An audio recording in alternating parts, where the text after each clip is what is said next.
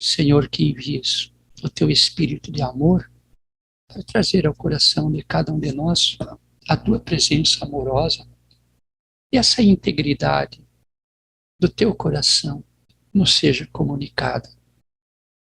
Tu que falas pela tua palavra, sou, anda e sê, faz-nos ser, Jesus, como tu. Comunica-nos a inteireza, a integridade do teu coração, a perfeição do teu coração. Comunica-nos a beleza do teu coração, a beleza do teu jeito de ser. Ensina-nos o jeito, Jesus, de ser, o jeito, Jesus, de amar, o jeito, Jesus, de adorar, o jeito, Jesus, de ser filhos de Deus. Irmãozinhos e irmãzinhas queridas, novamente aqui, para continuarmos meditando dentro desse rema, nesse congresso das famílias, dando continuidade agora aos pensamentos que já foram delineados no primeiro momento, na primeira pregação, abordamos: eu sou o Deus Todo-Poderoso, anda em minha presença e ser íntegro. Nós terminamos com este ser íntegro, com a integridade, mostrando um primeiro aspecto dessa integridade, a integridade como uma consequência do seguimento, como uma consequência, um fruto, uma dádiva do andar com Deus, como uma comunicação do sou para o que está andando com Ele, né? Na medida em que andamos com o eu sou, nós passamos a ser. Portanto, integridade é fruto, é consequência desse andar com Deus, mas integridade é também a prova, a comprovação e a evidência de que nós estamos andando com Deus mesmo. Então, a integridade é a pedra de toque que comprova se nós estamos andando na presença de Deus mesmo ou estamos fazendo simplesmente diversionismo religioso, entretenimento religioso. Então, envolver-se com Deus vivo traz a marca inevitável da mudança de vida, da mudança do jeito de ser. Por isso a integridade é a prova, é a comprovação de que estamos andando de verdade com Deus. Pois não posso dizer que estou andando com Deus se a minha vida depõe contra tudo que Jesus nos ensina nos evangelhos, né? Por isso, a integridade de vida, andar com Deus, me remete inevitavelmente à santidade de vida. Lidar com Deus de forma santa. E eu chamo a atenção aqui para a santidade de vida num aspecto que, para mim, foi revolucionário. Quando eu percebi, foi uma daquelas revelações que vem pela oração no coração. Em 2004, eu rezava muito, pedindo santidade de vida. E escutei no meu coração, naquele contexto de oração: Jorge, não busque tua santidade, busque minha glória. Aquilo me chocou inicialmente. Pensei, mas tudo que eu aprendi na vida é que a gente deve buscar ser santo. Busque minha glória. Não busque tua santidade. Aí fui entender o seguinte, meus queridos. Pode haver busca de santidade de uma forma equivocada, como um tratamento de beleza espiritual, como um salão de beleza espiritual, como uma espécie de narcisismo espiritual. Olha, quão santo eu sou, como se isso fosse santidade, né? Quando senti no meu coração esse chamado, não busque tua santidade, busque minha glória, eu entendi tudo, pelo menos na maneira como eu pude entender, né? Busque minha glória.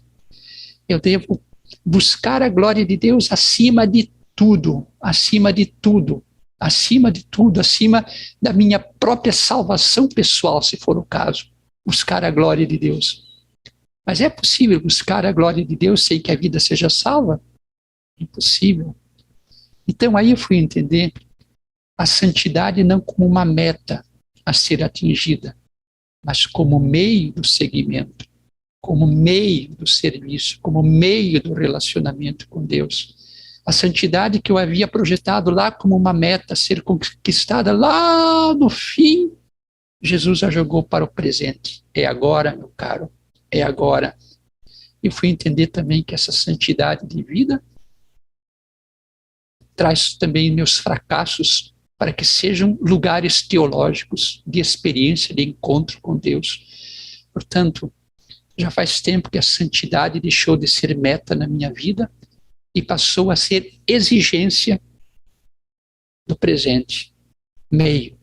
Não a santidade como um fim, mas como meio do seguimento, como meio do serviço. Como que eu posso buscar a glória de Deus com uma vida completamente fora daquilo que Jesus me ensina nos evangelhos? Como pode? De que jeito fazer isso? Portanto, a integridade de vida me remete para a santidade. O ser íntegro me remete à santidade agora, nessa hora, incluindo nessa santidade meus tropeços, minhas quedas, meus pecados, porque Jesus opera em nós também pelas desordens chocantes da derrota e da morte. Então, deixa esse negócio de santidade como meta lá no fim da vida. Não. A santidade como meio de relacionamento com Deus, como caminho de serviço, como caminho de relacionar-se. Estou falando do Deus vivo, não estou falando de uma caricatura de Deus, não estou querendo falar de um diversionismo religioso, mas de levar Deus a sério mesmo, porque envolver-se com Deus é envolver-se com coisa séria, né? Nosso Deus é um fogo devorador. O autor da carta aos Hebreus diz assim: é horrendo cair nas mãos do Deus vivo. Ou seja, não tem como envolver-se com esse Deus vivo sem que a vida seja envolvida nessa santidade de Deus, nessa santidade, nesse fluir da vida de Deus para cada um de nós, né? Meus queridos, meus irmãozinhos, né?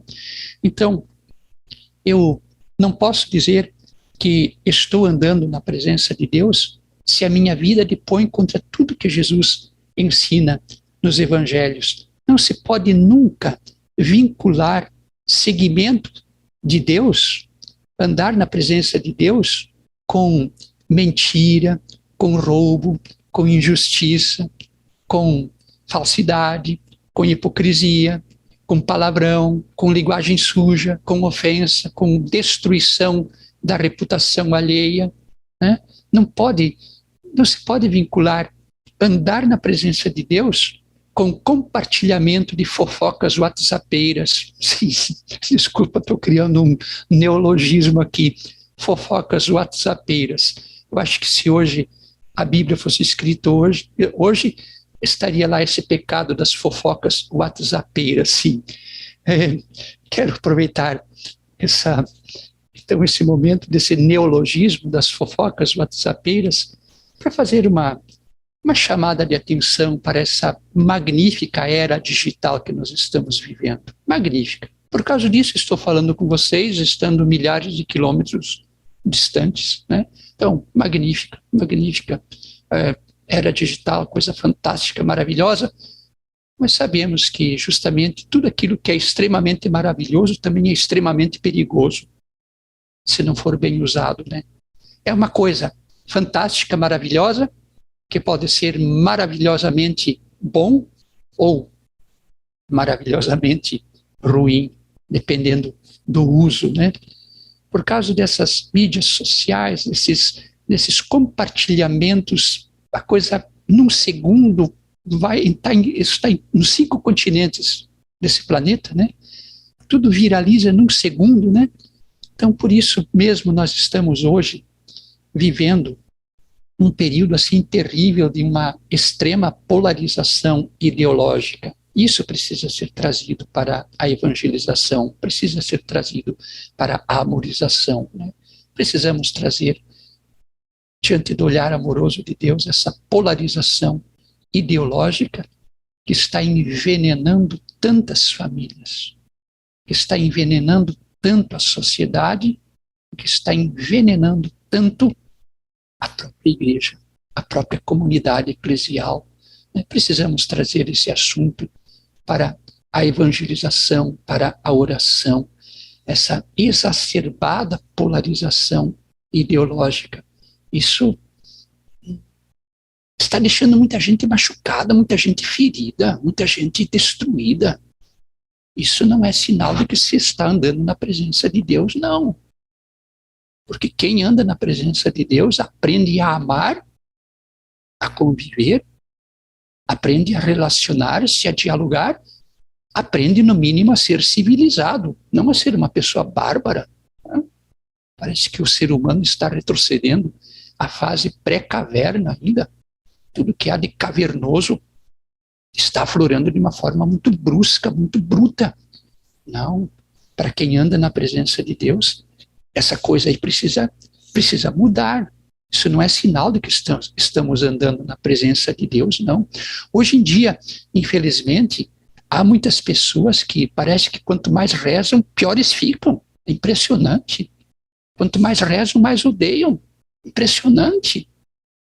Vão à igreja, rezam, comungam, e apenas saem da igreja, já começa o show de fofoca whatsappeira, destruindo a reputação alheia, convocando a guerras santas, limpeza étnica, sei lá o que, ao nós contra eles, eu estou certo, outro está errado, a destruir a reputação alheia, a viralizar mentiras, e mesmo que fosse verdade uma coisa que sai nesse bendito WhatsApp, se é uma verdade feia, eu não preciso passar para frente, não. Não posso simplesmente primeiro acreditar que tudo que sai nas mídias sociais é coisa verdadeira. Porque há muito robô trabalhando por aí. Muito robô mapeando as suas preferências para inventar história para saber como que deve engolfar você. Portanto, é preciso discernimento nesse sentido. Percebe notícias via WhatsApp? Desconfie se isso é verdade ou não. Se isso procede ou não. E se for uma verdade feia, cale.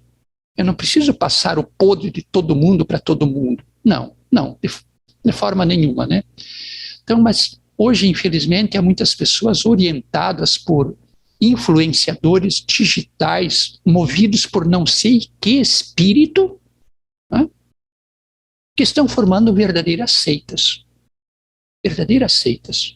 fechadas ao diálogo, fechadas à convivência com os outros, fechadas à convivência fraterna, fechados à civilização. Polarizações de qualquer jeito, qualquer polarização aí está extrapolando, quer seja de uma ala ou de outra. É exagero, nós não podemos nos deixar simplesmente levar por essa enxurrada. Não podemos, é uma enxurrada avassaladora e nós não podemos ser engolfados por isso aí. Temos que trazer para a oração, trazer para um contexto de evangelização, esse uso das mídias sociais, dos compartilhamentos de WhatsApp, ou essas coisas que você sabe como funcionam hoje, né?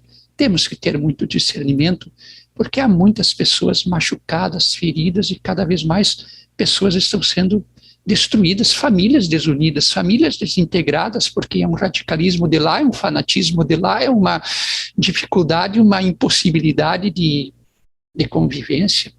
Isso precisa ser evangelizado, precisa ser trazido para a oração, para pedir que o Deus que se chama acontecimento nos leve a usar bem essas mídias sociais, todas essas plataformas que estão aí, plataformas digitais, porque nós não podemos simplesmente hoje viralizar o mal, viralizar a violência, viralizar a mentira e sermos responsáveis por tanto mal que acaba sendo disseminado por aí, né?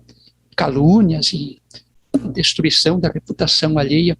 Essas coisas não são sinais de andar na presença de Deus, não, né? Irmãozinhos queridos, precisamos buscar inspiração na própria palavra de Deus. A tradição bíblica, sobretudo no Novo Testamento, nos mostra a linda cultura do reconhecimento do outro. Sim, cultura do reconhecimento do outro. Nos levar a reconhecer o outro e a conviver com o diferente. Quem faz uma bela exposição sobre isso, esse teólogo, Johann Baptist Metz, tem um livro aqui, Mística de Olhos Abertos, que eu recomendo, é da Paulus, é muito interessante. Ele tem um capítulo aqui que fala sobre essa cultura do reconhecimento do outro. Eu explico em poucas palavras, né? Essa cultura do reconhecimento do outro significa conviver com alguém que é diferente de mim. Conviver com alguém que pensa diferente de mim. Isso é uma cultura bíblica do Novo Testamento, muito forte, muito forte. Ensino do Novo Testamento. Há diferenças muito grandes entre Pedro e Paulo, não há? Há.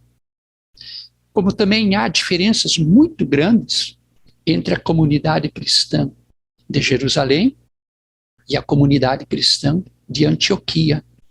A comunidade cristã de Jerusalém nasceu dentro do judaísmo, de uma tradição já milenar, de familiaridade com mandamentos de Deus, com o Antigo Testamento e tudo isso aí, né? Então a comunidade cristã de Jerusalém tinha um perfil, formação judaica, de milênios de história, né? Nasceu com um perfil. E a comunidade cristã de Antioquia nasceu longe de Jerusalém, numa cultura grega, de influência grega, helenista, que não tinha influência propriamente do judaísmo, né? Mas era cultura grega. Óbvio que a comunidade cristã de Jerusalém era mais, como vamos dizer assim, essas classificações são bastante incompletas, mas você vai entender o que, quando eu uso essas classificações, você vai entender o que eu quero dizer, né? A comunidade cristã de Jerusalém era mais conservadora, sim. E a comunidade cristã de Antioquia era mais liberal. A comunidade cristã de Jerusalém era mais de direita. A de Antioquia mais de esquerda. Sim, por causa de influência cultural no mundo onde convivo, né? Então há diferenças muito grandes entre as duas comunidades, né? Havia uma liderança forte na comunidade cristã de Jerusalém, que era Tiago, não o Tiago, irmão de João, mas Tiago, filho de Alfeu. Ele era uma liderança muito forte dentro do judaísmo e da comunidade cristã de Jerusalém, que tinha um caráter bastante forte de herança judaica, né? A comunidade cristã de Antioquia tinha outros expoentes da fé cristã. Lá estava trabalhando Paulo de Tarso, Paulo, sim, Barnabé e outros tantos. Por sinal, o próprio São Pedro, antes de ser bispo de Roma, foi bispo de Antioquia, só para você ter uma noção, né? Pedro foi o primeiro a levar a palavra para o próprio gentil. Atos capítulo 10 fala que Pedro foi à casa de Cornélio evangelizar pagãos, né? Então, Pedro, antes de Roma, foi bispo em Antioquia. Então, havia diferenças muito fortes entre a comunidade cristã de Jerusalém e a comunidade cristã de Antioquia, uma mais conservadora, outra mais liberal, uma mais como vamos dizer assim, tradicional, outra mais progressista, uma mais direita, outra mais esquerda. Isso não é um erro, não é um erro, são origens, são escolas de formação, são escolas, né? Agora, quando alguns cristãos whatsappeiros da época, usando o neologismo aí, né? Alguns cristãos whatsappeiros da época começaram a disseminar fake news, envenenando a harmonia entre essas duas comunidades. As lideranças dessas comunidades se reuniram em Jerusalém para resolver o assunto, o problema, como irmãos. Paulo e Barnabé subiram de Antioquia para Jerusalém, mais alguns irmãos de Antioquia. A comunidade de Jerusalém, presidida por Tiago, acolheu Paulo e Barnabé no primeiro concílio que houve na igreja. Atos capítulo 15 fala desse concílio, e também São Paulo depois narra esse acontecimento em Gálatas capítulo 2. Né? Então, essas lideranças cristãs se reuniram para resolver o problema, como quer dizer, não vamos deixar que essas fofocas whatsappeiras corrompam a harmonia entre nós. Então, se reuniram para conversar, se reuniram para dialogar, se reuniram para escutar o outro. Né? Os de Jerusalém, vamos escutar o que Deus está fazendo na cultura grega, né? E os gregos, por sua vez, vamos ver o que Deus já fez nessa cultura judaica, né? Vamos conversar. E depois de uma conversa muito conduzida pelo Espírito, trazendo as diferenças para a oração, trazendo para evitar as polarizações, justamente, e não dar vitória aos fofoqueiros whatsappeiros, não? Chegaram a duas conclusões maravilhosas. Claro que essas conclusões não estão escritas ali, nem em Atos dos Apóstolos, nem na carta aos Gálatas. São conclusões que eu posso apresentar como conclusões óbvias que surgiram desse primeiro concílio. Primeira conclusão a que eles chegaram, né? Eles chegaram a essa conclusão maravilhosa. Eles descobriram que há um jeito judeu de ser cristão, mas há também um jeito grego de ser cristão. Há um jeito judeu e há um jeito grego de ser cristão.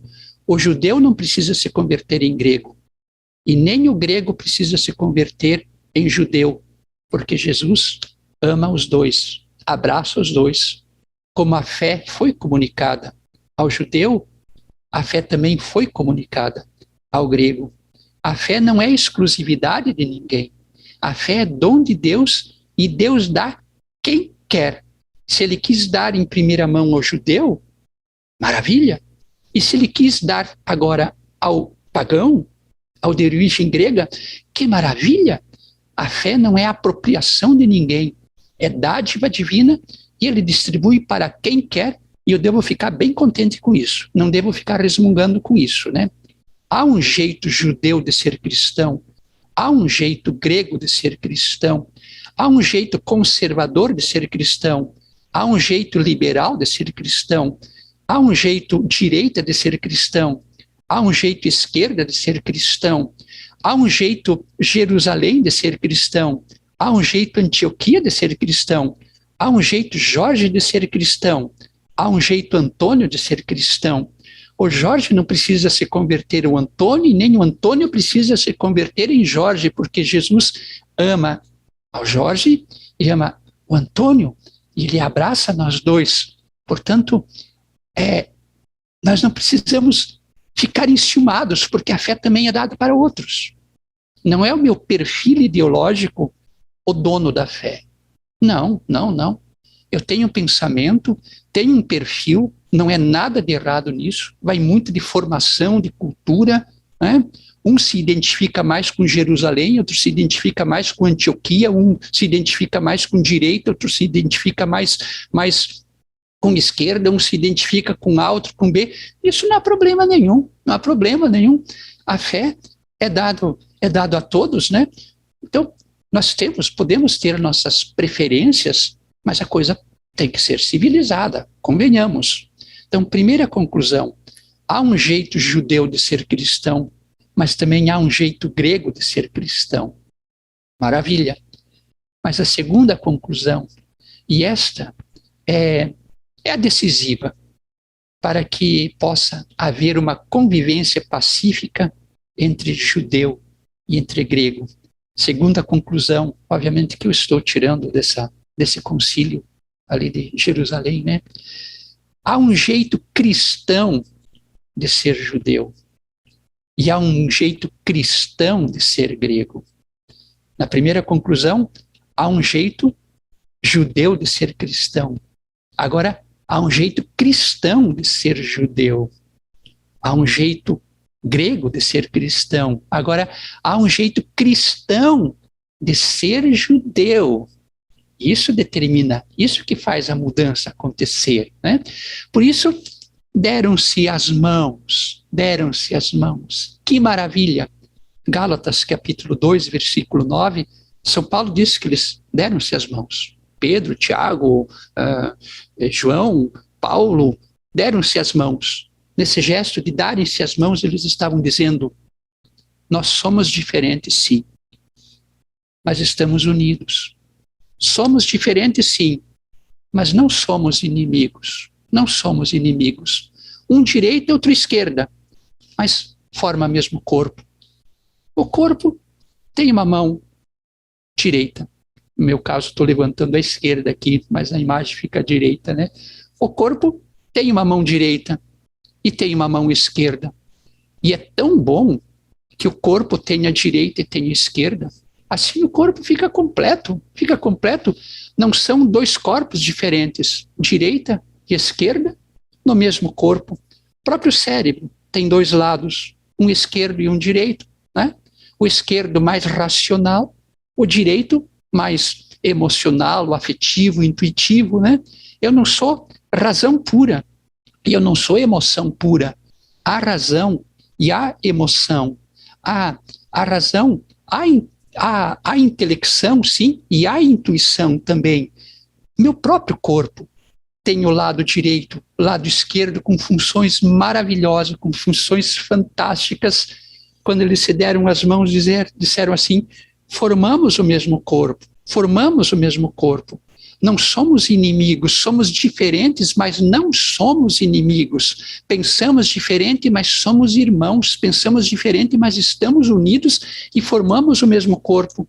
E o corpo é o corpo de Cristo. Isso fez com que a convivência entre Jerusalém e Antioquia fosse harmônica. Perfis diferentes, jeito de ser diferente, mas a mesma fé, a mesma igreja, a mesma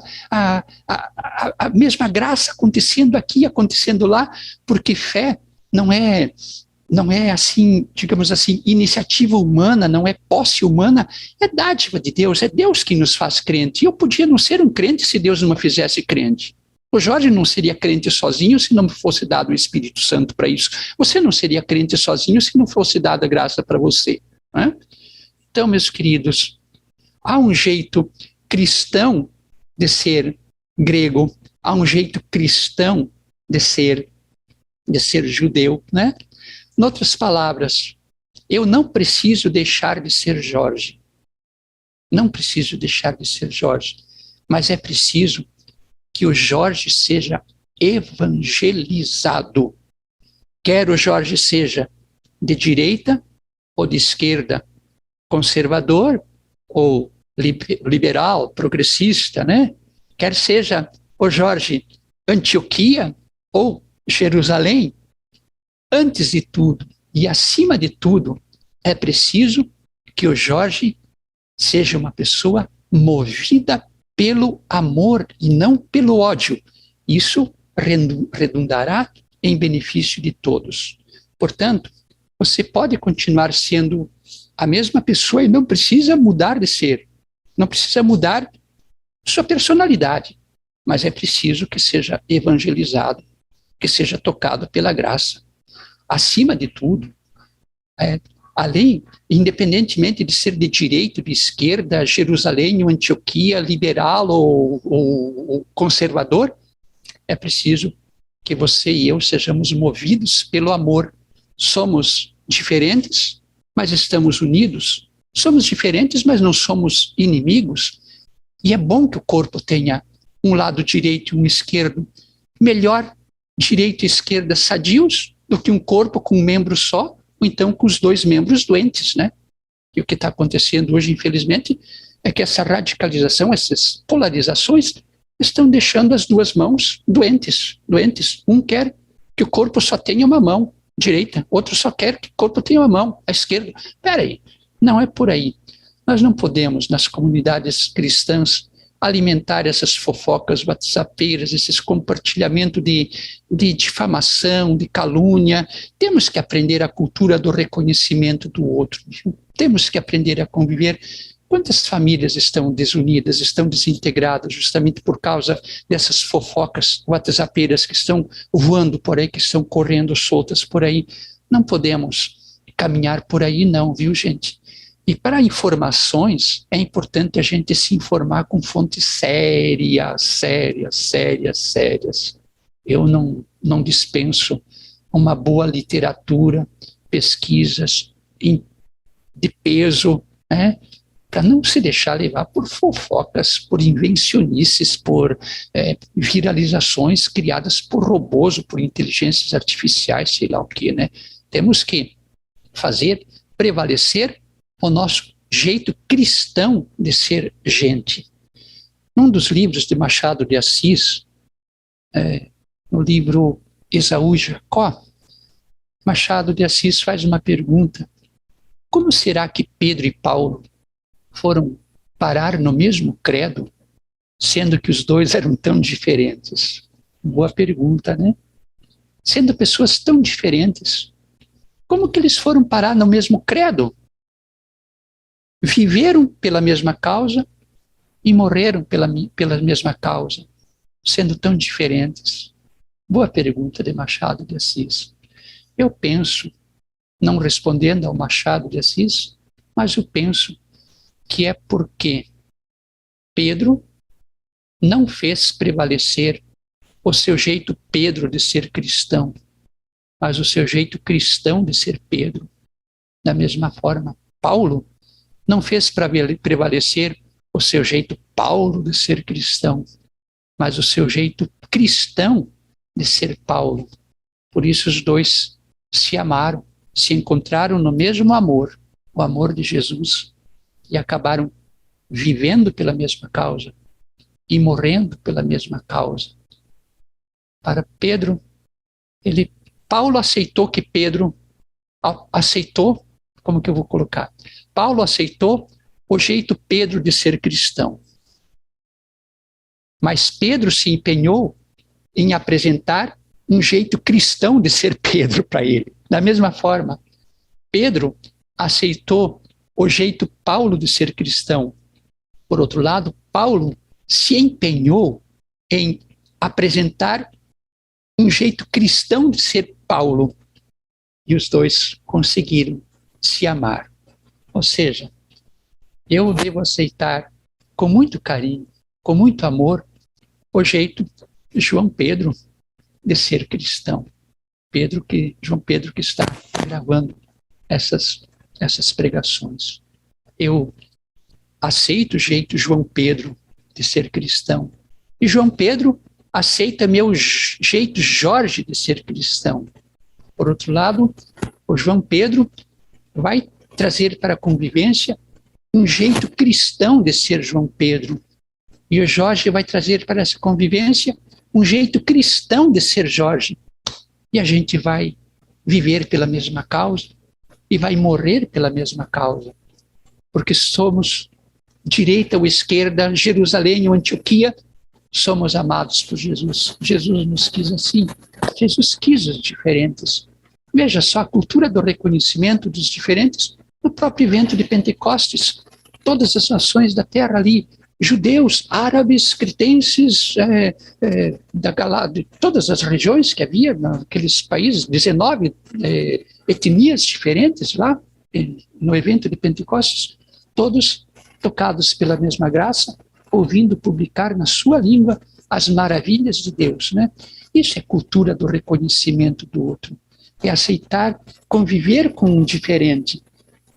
Então, você aceita meu jeito Jorge de ser cristão, mas eu vou me empenhar no meu jeito cristão de ser Jorge. Né? Você entendeu o que estou falando, né? Não devemos fazer prevalecer o nosso jeito Jorge de ser cristão, mas o nosso jeito cristão de ser Jorge. Quer eu seja de direita ou de esquerda, liberal ou conservador, Jerusalém ou Antioquia, eu preciso, acima de tudo, ser uma pessoa movida pelo amor e entender que esse mundo é feito de diferentes, é feito de diferentes, há diferenças. Mesmo Teilhard de Chardin, que eu gosto muito das colocações dele, ele diz assim que há três infinitos, o ínfimo, o imenso e o complexo. Três infinitos, o imenso, infinito. O ínfimo, infinito. Veja aí a nanotecnologia cada vez diminuindo e é infinito. O imenso é infinito, o ínfimo é infinito e o complexo, no sentido da complexidade, da diversidade, é infinito, né? Então, a diversidade, ela deixa a vida interessante, maravilhosa. Agora, se não houver amor, a coisa vira Babel. E é uma pena a gente ver essa espiritualidade carismática deixando de ser Pentecostes e se convertendo em Babel. Deus nos livre disso. Não vamos permitir que intrigas whatsappeiras venham transformar Pentecostes em Babel, de jeito nenhum. Nascemos para continuar sendo Pentecostes. Somos frutos de Pentecostes. Não nascemos em Babel. Não nascemos da confusão, da torre de confusão, do orgulho humano, da arrogância humana e querer ser superior a tudo e a todos. Não. Temos que resgatar a cultura de Pentecostes e resgatar a cultura da convivência com o diferente, da integração com o diferente, a cultura do reconhecimento do outro, nas palavras teológicas que a gente fez uso agora aqui. Né? Um autor israelense que eu gosto muito, ele morreu agora em 2018, final de 2018, mas gosto de citar sua literatura. Há um livro dele muito interessante, Amos Oz, o nome dele, Amos Oz. Este livro, Mais de uma Luz, Fanatismo, Fé e Convivência no século XXI, é da Companhia das Letras. Fanatismo, Fé e Convivência no século XXI, Amos Oz. A literatura de Amos Oz é fantástica, porque ele foi um extremista judeu que atirava pedras nos tanques britânicos. Go home, Brit, mandando os ingleses embora. Né? Ele se converteu numa grande pessoa assim, para promover a unidade entre as pessoas diferentes. Então, a literatura dele é fantástica e maravilhosa, muito boa. Esse livro, Mais de uma Luz, aqui ele conta uma história muito interessante que ele aprendeu com a avó dele. Diz que quando ele era criança, a avó dele chegou para ele e disse: Amos, você sabe por que os cristãos e os judeus brigam tanto? Não, vó, não sei. É porque é o seguinte, Amós, os cristãos dizem que o Messias já veio, mas que ele virá uma segunda vez. E os judeus dizem que o Messias ainda não veio, e por isso vivem se matando. Uns dizem que ele já veio, mas que virá de novo, e outros dizem que ele ainda não veio, e por isso vivem brigando há tanto tempo. Agora deixe-me te contar um segredinho, contar uma conclusão do meu netinho. Né? Já que ambos esperam que o Messias venha, os cristãos que ele venha uma segunda vez, que os judeus que ele venha, que ainda não veio, né?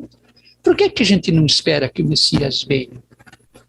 Se o Messias, quando chegar, se ele chegar e disser assim: olá, gente, prazer em revê-los, estava com saudade de vocês, então somos nós, judeus, que devemos reconhecer: os cristãos estão certos e a gente deve pedir desculpas para eles.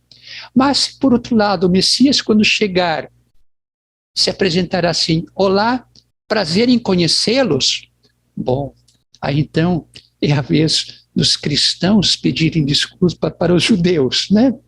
Mas até lá, por que a gente não vive e deixa outro viver?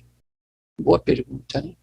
Até lá, por que a gente não vive e não deixa outro viver também? Boa pergunta da avó do Amos Oz. Eu não devo impor a minha preferência ideológica goela abaixo a outra pessoa, mas eu devo apresentar um jeito cristão de ser Jorge, ou de pensar desse jeito, daquele jeito, né? E você também se empenhar em apresentar um jeito cristão de ser gente. Por favor, meus irmãozinhos, minhas irmãzinhas, não vamos guerrear, não. E se a guerra já tomou o coração de alguns, parem de guerrear. Parem agora, nessa hora. Parem de guerrear. Olhem para Jesus. Fixem o olhar nele e aprendam um jeito cristão de ser gente. E vai ficar bom para todo mundo. Não vamos perder a cultura de Pentecostes, da harmonia entre os diferentes, porque os diferentes, animados pelo Espírito Santo. Isso é maravilhoso. Um acorde musical é feito de 3 notas diferentes e fica harmônico. Um acorde de Dó é formado pela nota Dó, pela nota Mi e nota Sol. Dó é diferente de Mi e diferente de Sol, mas formam um acorde, os 3 tocando juntos. Porque Dó é Dó, porque Mi é Mi, porque Sol é Sol, dá um magnífico acorde musical. Não existe acorde musical com notas iguais, seria a repetição do mesmo. Um acorde é a harmonia entre os diferentes. E Jesus quer essa harmonia entre todos nós. Nesse congresso de família, vamos trazer essas polarizações para a amorização, para a oração, para um encontro com aquele que se chama Eu Sou, El Shaddai. Anda na minha presença e ser íntegro, ser perfeito. Vamos aprender com ele o jeito cristão de ser gente. Isso vai ficar bom para todo mundo. E a convivência na família será outra, a convivência com a sociedade será outra, a convivência na igreja será outra. Jesus amoroso, dá-nos o teu Espírito e com ele a cultura de Pentecostes, a harmonia entre os diferentes. Afasta Babel de nosso meio. Dá-nos, Jesus, a graça de formarmos um acorde musical em notas diferentes. Somos diferentes, mas não somos inimigos. Somos diferentes, mas estamos unidos. Somos diferentes, mas formamos o mesmo corpo. Deus te abençoe, meu irmãozinho. Deus te abençoe, minha irmãzinha. Eu te abençoo em nome do Pai, do Filho e do Espírito Santo. Amém.